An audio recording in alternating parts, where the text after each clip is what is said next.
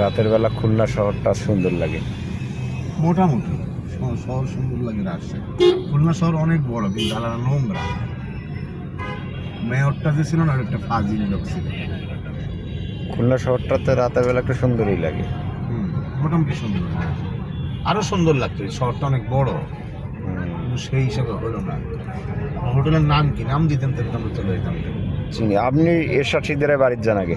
এই আসে সিদ্ধার বাড়ি এখানেই, কোনখানে এই রোডে না ওই রোডে? এই রোডেই। তাহলে এইখানে এই যে এই বিল্ডিং, এই হোটেল না? না, গাড়ি রাখার বিশাল জায়গা ভিতরে এটা না, সামনে এটা পর্যটন। খুলনা পর্যটন শিবরাম নেই। এই রোডে না ওই রোডে? হোটেলের নাম কি? গোল্ডেন। গোল্ডেন। সামনে মনে হয়, সামনে আর কি। লেভেলের আশেপাশে সামনে। আর এক কথা কি, ওর লগেই হলো এরশাদ শিকদারের বাড়ি, একদম লগে, ওয়াল ঘেঁষা। এই কারণে বললাম না যে এরশাদ শিকদারের বাড়ির যে থাকবো।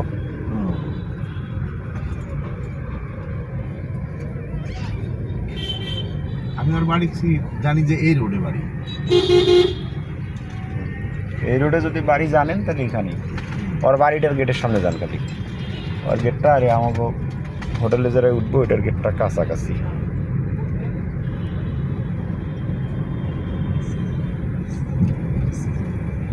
জিজ্ঞেস করবো না,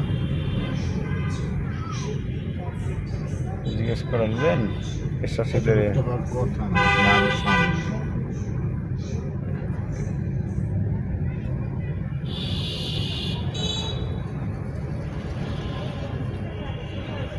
এই যে এইটা, এটা বাড়ি?